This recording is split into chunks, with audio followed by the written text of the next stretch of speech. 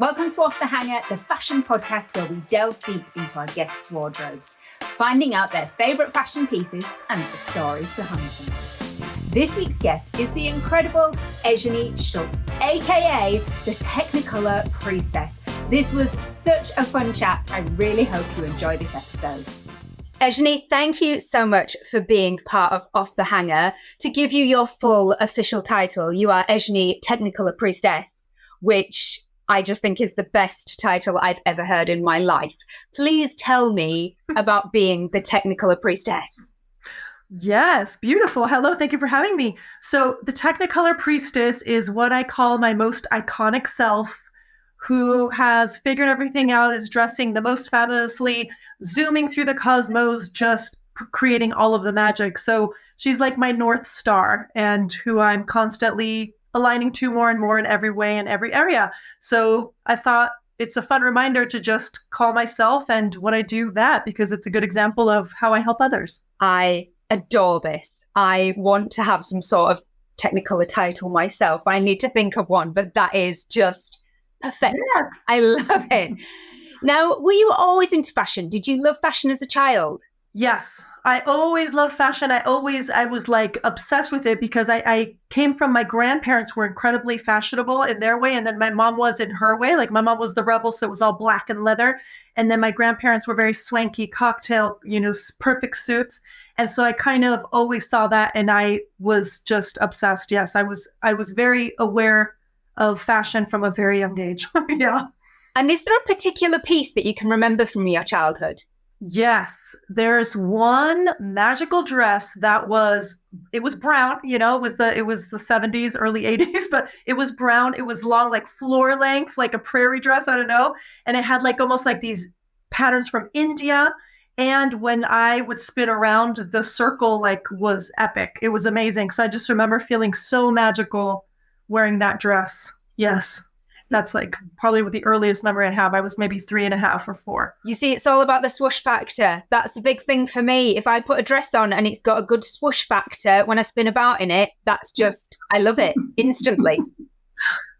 Exactly. It takes it to a whole other level, doesn't it? It does. That movement is so important. What would you say is the oldest thing in your wardrobe? So the oldest, okay, so when I was filling into this one, the oldest thing in my wardrobe, it's like I was thinking, what's something that I've had the longest? That's tricky because I move around so much. Like I'm from the US, I moved to Mexico, now I'm here. I've gotten rid of so many things along the way that I don't have really many objects that I've carried around for years. What I do though, so I was like, how about the oldest object just in years is probably this garment that I acquired at a vintage store that's definitely from probably the 50s. I don't know if you can see. Wow. It's very medieval. I'm a big medieval nerd. So this is the oldest object, yes, in my wardrobe. It is just kitsch, fabulously ugly in the most perfect way. So I love it. It's the oldest. It's the elder of my wardrobe right now. It's fantastic. Can you remember how much you paid for it? I probably paid, how much did I pay? Probably about the equivalent of 20 euros. Wow. So an absolute bargain as well. Oh, yes. It was a no-brainer for me anyway. Some other people might not agree with that, but for me, it was a total must-have. What's the piece in your wardrobe that gets the most compliments when you wear it? Yes. So it's a combo. I have a combo. It's very discreet. Just kidding. So it's this little dynamic duo. When I put this on, I definitely get a lot of remarks, a lot of, oh my God, where'd you get that? And it's just a simple little thing from Bershka that I got at the mall when we were living in Croatia, and a little shirt from Zara. But together, because who would really put these together? They're a match made in heaven, when you dare. So this is definitely what I get most compliments on. I love it though. And I love because it's such a, like you say, quite a contrasting thing that most people would be quite intimidated by. They go, oh no, these pieces are definitely separate. They're not to be worn together. But actually, that combination of putting them together has a really striking effect. Yes, it does. Yes. You have to dare. But once you feel electric once you put it on. It's exciting. What's the most expensive piece in your wardrobe? Do you tend to spend quite a lot of money on pieces, or do you tend to be a bit more thrifty, high street charity shops? I have always, so no matter like what kind of job I've had, how much my income has been, I've always gravitated toward thrift shops. And as my sister and I used to call them, teeny bopper shops. So I find that the kookiest, like most creative, weird pieces are from the teenager stores, like really cheesy teenager. They're just so odd, and from vintage shops, thrift stores. So that's mostly where I shop. And did you ask me what the most expensive piece was? Yes. You don't have to share how much. The most expensive. Yeah. So this one, it was, I'd say around €500. I love the lapels and the cuffs. Yes, beautiful. It's all like very buttery leather. It's definitely vintage. I got it vintage, but just a beautiful, beautiful piece. Lovely Christian Dior. Yes. It's beautiful. Sorry, you said that's definitely Dior. The most expensive. I'm sorry? Did you say it was Dior? Yes.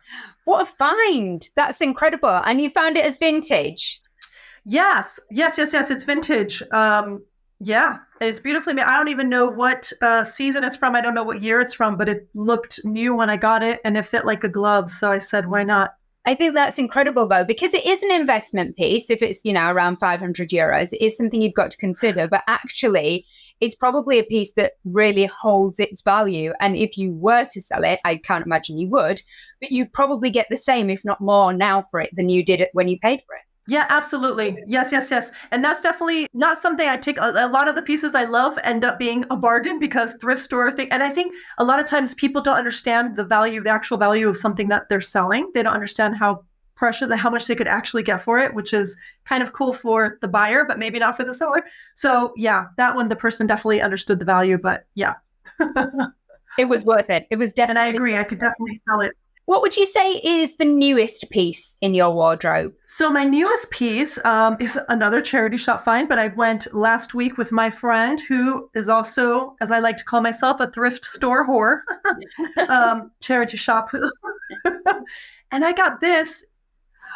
Isn't this just lovely? It's like a sheath dress, just very simple, but the color is so yummy and the material is just so rich, and I don't know I haven't worn it yet. I don't know what's going to happen with the outfit, what look I will create, but this is my newest acquisition.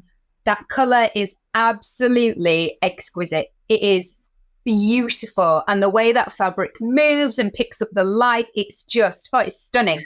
Yes, right? And this was like not even €1. Oh my gosh. Yes. It's crazy. That's why, I don't have many investment pieces, because I get beautiful pieces for €1. Yeah. Exactly. And that's the kind of piece that when you wear that, everybody is going to ask you, where is that from? That's beautiful. Where can I find it? Can I buy one? And you'll be like, no, and it cost me less than €1. And the fun thing is, I think it was handmade. So it doesn't even have a label or anything. So it's definitely one of a kind. Beautiful. What a find. I love the whole treasure hunting aspect of charity shopping or thrifting, that treasure hunting feel. Exactly right. And when you strike gold, there is a feeling of eureka, really, when you're like, and when you think you found nothing and then you catch a glimpse of that and you're like, oh, it is very satisfying and exciting. You're right. I think it's such a bigger kind of dopamine rush than high street shopping. When you go to the high street, you can't expect that you're going to find something. There's always going to be something that you like. And, there might be other people in the store buying the same thing. But when you go to a thrift store or a charity shop, you know that it's a one-time thing. There's only you that's going to be able to buy it. Absolutely. I concur. And that's what I love about that. Yes. I totally agree. Now, because you've moved about so much, are you quite sentimental when it comes to your clothes? Or do you have to be quite ruthless in keeping quite a small wardrobe if you're moving around? I do have to be quite ruthless. I do have this suitcase that's like my second tier, don't want to get rid of it, but I didn't have time to go hunting for it. That's where I have lots of things like that were my grandmother's, lots of things from my whatever. So I have one suitcase that I allow myself to kind of just keep. But besides that, I don't really get emotionally attached to most of my wardrobe these days. And also, I think like many of us, right, constantly changing, and I have new iterations of myself emerging. And so I'm okay switching it out, knowing that something even more magical is going to come and replace it eventually. So do you have a most sentimental piece? Is there one piece in your wardrobe that you would never ever part with? I'm going to use this as a stand-in because it looks a lot like the one that I'm referring to that's in the suitcase. So I have this dress. It's pretty similar to one that was my grandmother's. It's totally an 80s special. The colors are amazing. It has these buttons. It's just so fun to wear also. So I have one of these that was my grandmother's, similar colors, almost the identical cut. And that I just would never ever part with. It has a little jacket with it. And that I just would never part with. I would find a way to keep it in my wardrobe forever and ever. And do you remember her wearing it? Do you have memories of seeing her in it? Absolutely. Yes. I loved it because I had that. She would wear it like when we would go have it. She was in Mexico. So to go have coffee with my aunts, and it had the little matching jacket and a scarf that was the same that she could put like tie on her bag or put around her neck. And then, her perfect little shoes. So I absolutely remember her wearing it and it was adorable.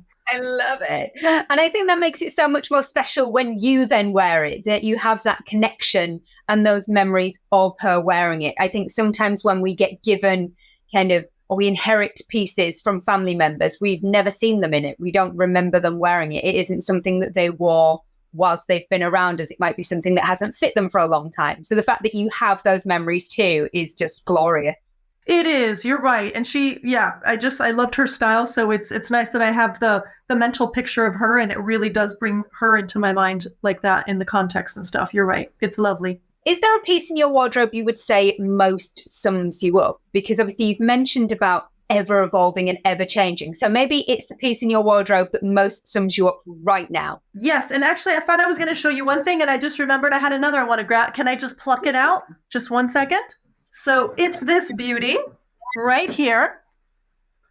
So I don't know if you can tell, it's a pinstriped, longish blazer. Ooh. And it's kind of blue. So I feel like this really sums me up because there's an elegance about it. It's beautifully made. It was handmade by a designer when I was living in Croatia also.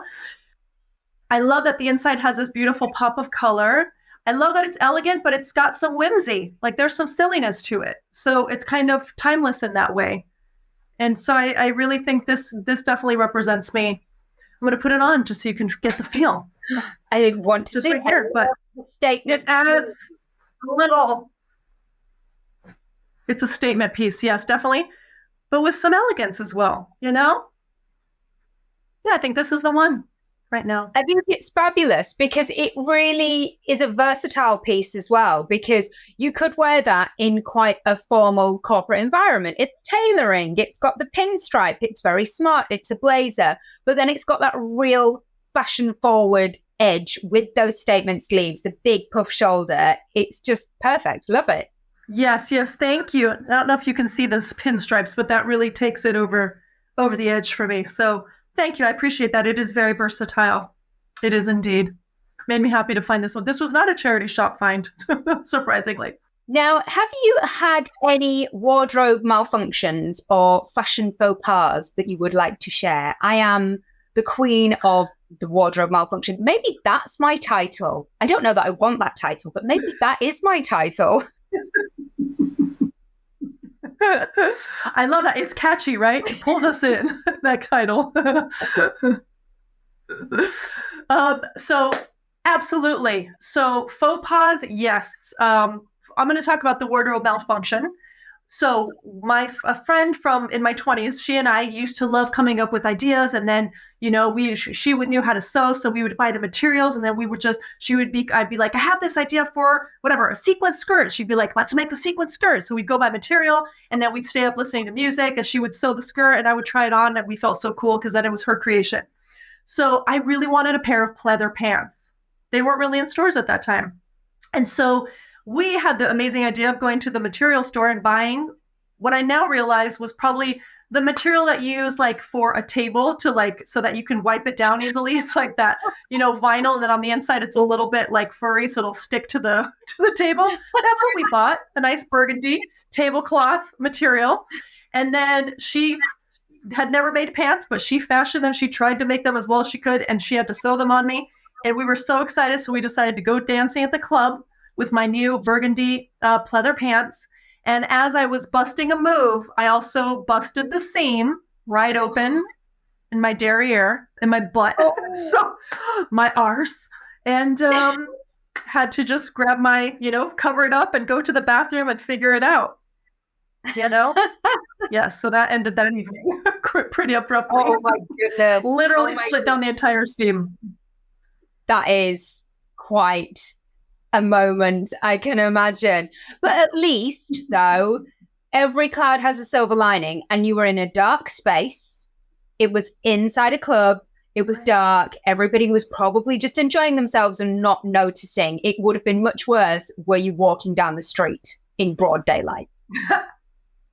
Thank you for saying that. You're absolutely right. Yes, we got to just make our way discreetly to the parking lot and get away from there. Yes.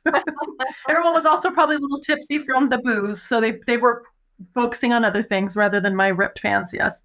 Exactly. Nobody noticed. You were absolutely fine. Internally mortified, but externally, it was fine. Exactly. Nobody was hurt in the ripping of my trousers. Exactly. Only emotional scarring. Yes, just a little bit. It remains a little bit. Every time I bend over with homemade pants, I brace myself a little bit. Oh my God. Now, do you have a favorite pair of shoes? I do. So a couple of years ago, I discovered this quirky website. I don't know even how I found it, but I have very large feet because I'm 6'1" and I have, large feet. So it's difficult for me to find cool, shoes I love in my size. That's a little tricky for me sometimes. So these people would actually just make the shoes that you see. They would send it to you, you send them your measurements, and they just made it. So I loved these, and I had these people make them for me, and they did. So they're a little bit, I like them. They're a little bit scholarly, a little bit academic, a little bit gothy, a little bit smart, a little bit edgy. And that's good. This was the F5J. Yeah, so I got these from those people that made them for me. Those are my favorite shoes. And again, they're a really super versatile piece. Like you say, depending on what you style those with, you can give them really different edges. I think they're super cool. And are you quite a flats lover, being so beautifully tall? I am very jealous. At 5'7", I would love to be over 6 foot. Do you tend to go for flats, or do you look tall as well?